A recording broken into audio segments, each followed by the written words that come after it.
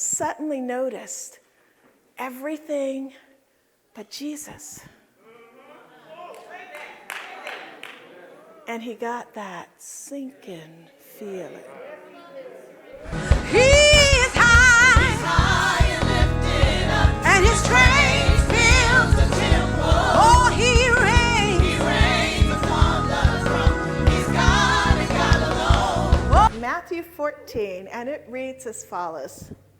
Meanwhile, the disciples were in trouble far away from land, for a strong wind had risen and they were fighting heavy waves. About 3 o'clock in the morning, Jesus came toward them walking on the water. When the disciples saw him walking on the water, they were terrified. In their fear, they cried out, "It's a ghost!" But Jesus spoke to them at once. "Don't be afraid," he said. "Take courage, I am here." Then Peter called to him, "Lord, if it's really you, tell me to come to you walking on the water." "Yes, come," Jesus said. So Peter went over the side of the boat and walked on the water toward Jesus. But when he saw the strong wind and the waves, he was terrified and began to sink. "Save me, Lord," he shouted. Jesus immediately reached out and grabbed him. "You have so little faith," Jesus said. "Why did you doubt me?" When they climbed back into the boat, the wind stopped. Then the disciples worshiped him.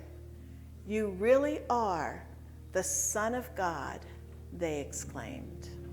Now, we saw that these disciples had just participated in a miracle. And what has Jesus been doing with the disciples all along? He's been training them to go out and perform miracles. He's been training them to heal the sick. He's been training them to cast out demons, right? So they are learning that with God, with Jesus, anything is possible.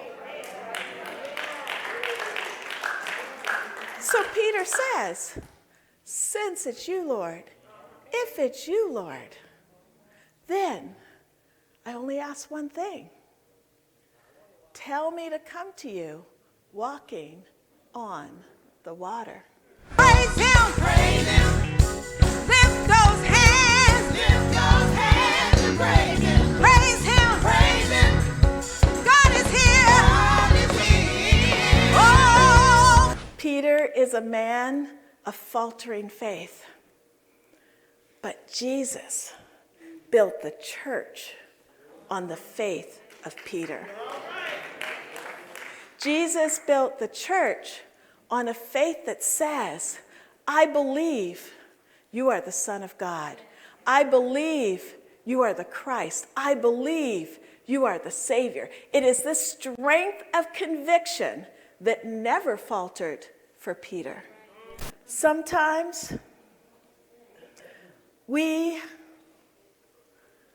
don't always know what it's going to take to save us.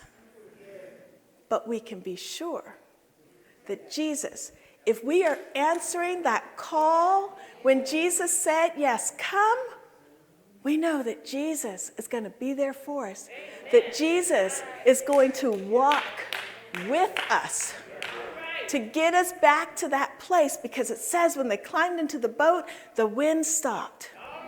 To get back into that place of peace and calm, to get ready to move forward again. Come on, lift those hands.